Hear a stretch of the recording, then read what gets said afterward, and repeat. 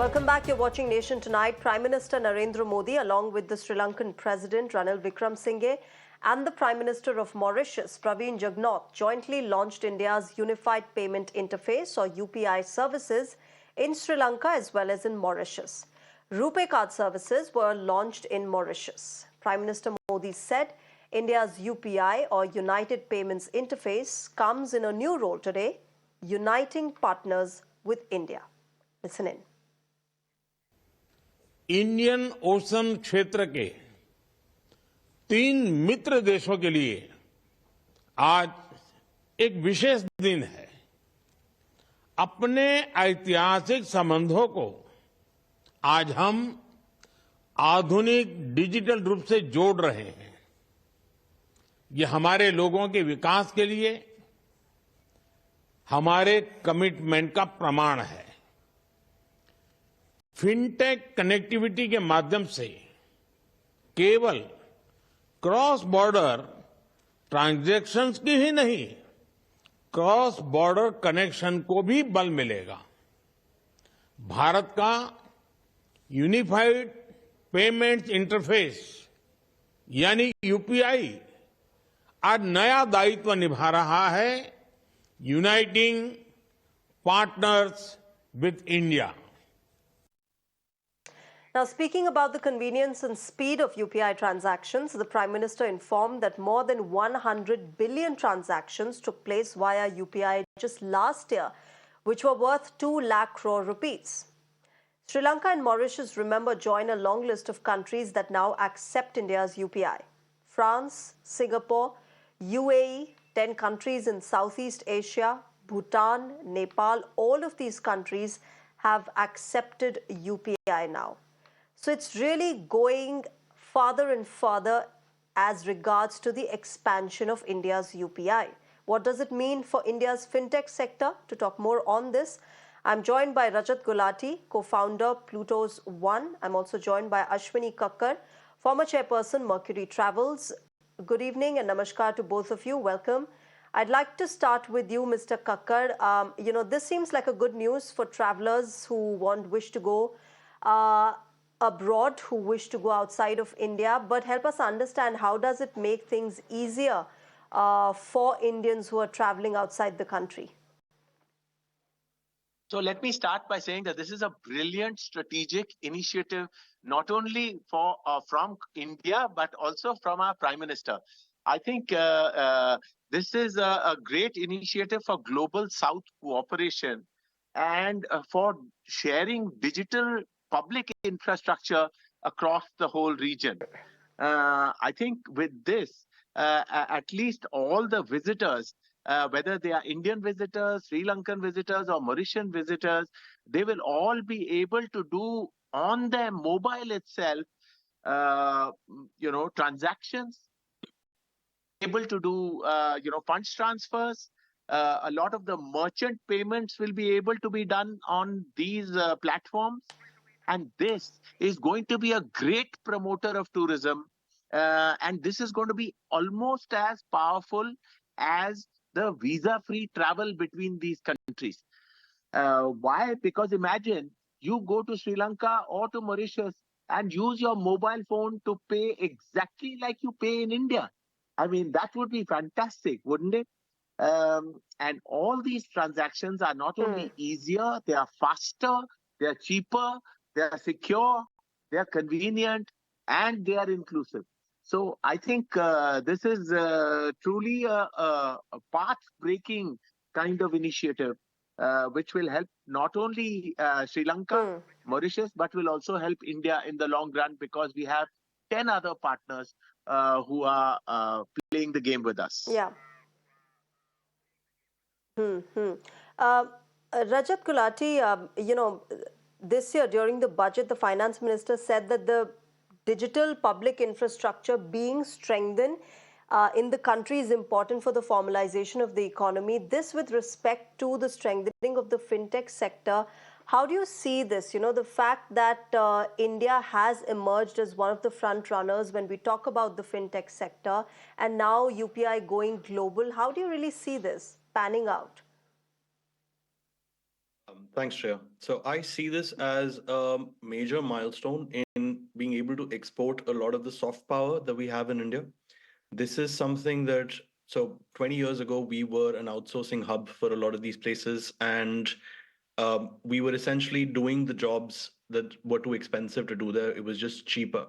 Today, we have something that we can export to these economies, which is better, faster, more efficient, and stands on its own and isn't simply cheaper or faster than something else. It's a unique proposition in its own right. So there have been waves. UPI has become semi-ubiquitous here in India. Now the chance has come to make this the default platform for digital payments across the globe. And as Mr. Kakkar pointed out, it's a huge opportunity for a coalition of the global south. UPI is a platform. There has been a lot more value built on top of it. So it's rightly called digital public infrastructure. What you're doing is you're giving shared rails, common rails across the globe on which new technologies, new solutions, new businesses can be built. And when those rails are common, it's much easier to do transactions between countries. Remittance, of course, is one thing. I think this makes the lives of people building remittance solutions a lot easier, a lot faster, a lot cheaper, a lot safer.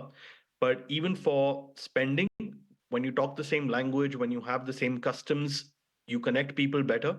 So businesses, people, countries are likely to connect better with each other if you share the same UPI platform, the same digital public infrastructure. Fintechs will have a chance to build in India, but build for the world. We are giving that opportunity to a lot of our local partners as well to build in Mauritius, to build in Sri Lanka, build for India, build for the world. I think it's a huge opportunity. Can I also then ask you, Rajat, the kind of concerns and challenges that we are seeing with respect to Paytm Payments Bank, this has also come out as a huge concern in the fintech sector. And how do you see that really fitting in or resolving itself out in the coming few years? Because Paytm is just one example. There are several others which might have causes of concerns in the near future regarding different aspects of the fintech sector? See, as the sector grows, there are going to be growing pains. There's always going to be a tussle between the innovation that the startups are doing at one end and the regulators with their regulation are having to catch up in a lot of ways. I think in India, we have a very, very proactive regulator in the RBI. So, and the entire incident that you're mentioning is to me another instance of the regulator establishing the rule of the law. There have been some growing pains, but I think at this point, we are stable enough to be able to say that this is now ready for the world. I think the good thing about building in India is that if you can make something work across the languages, across the geographies, across the differences, across the variety in internet access devices, if you can make that work in India, this will work anywhere in the world. And large parts of fintech, but especially the digital public infrastructure with regard to UPI, RuPay, BBPS, these are now ready to take to the world. And I think this is a good thing. Will there be no issues in the future? Absolutely not. There will be some, but I think we can take safety in the fact that the regulator is doing an absolutely banging job. Okay, Ashwini Kakkar, with technology come a lot of other concerns as well. And with UPI also, there have been several concerns of, say, cybercrime, and as UPI goes global, in the travel sector, in the hospitality sector, what are the kind of concerns that might come up, that might emerge when a service like the UPI goes global, and it is, now it's not limited within the country. It can, you can do it outside the country as well. So, let me start by saying that this is a very robust set of technologies that have been built within India.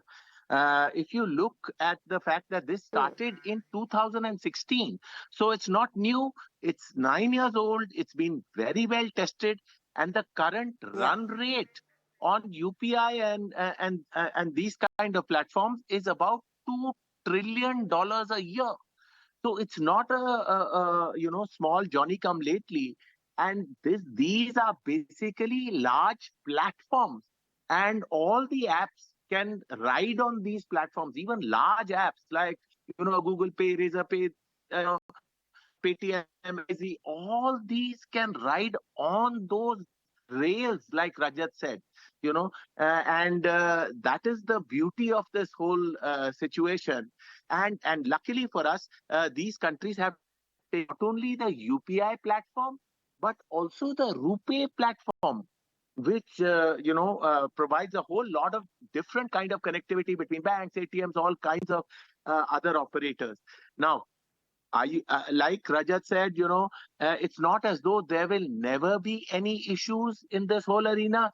Yes, as more and more development happens, as more and more evolution happens, there are likely to be, some issues. But I think we are quite capable of taking care of all those issues. But regardless of everything, this is seamless, and it has been well tried, well tested, and well proven over many years and billions of transactions. Okay, Rajat, let me also then ask you my last question in this discussion. The fact that digital economy and DPI has played an important role in contributing to the country's GDP as well. And as per the government, the digital economy contribution in the total GDP of the country has now risen to almost 10% from the earlier 3%. And it is, of course, growing. But according to you, what more is needed for it to contribute more, to expand further? I think there's lots and lots of opportunity right now. We are pretty much low. Ashwini ji, this was for Rajat, but yeah, please go ahead quickly. Sorry, Rajat, please. Okay. Thank you. So go ahead. Please make Shreya, your point, and then Rajat can continue. Sure, Mr. Kakkar. Okay, so I think the penetration levels in India are still very, very low. And while a lot of people have mobile phones, for example, I think the smartphone category is relatively low. And with the initiatives government and our Prime Minister is taking, I think we are very likely to move to a situation where everybody has at least a phone, and that will change the situation quite radically.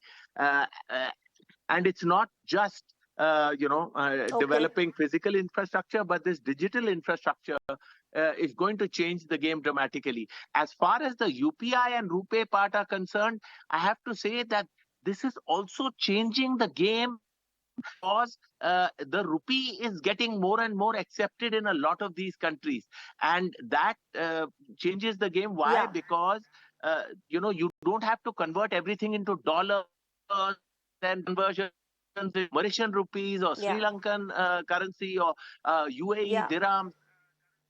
So there is a direct just the convenience of it also makes things a lot more easier. Yep. Yeah.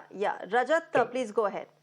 Yeah, thank you. I think all adoption, all product development, all platform launches happen in phases. I think we've seen two phases with digital payments in India.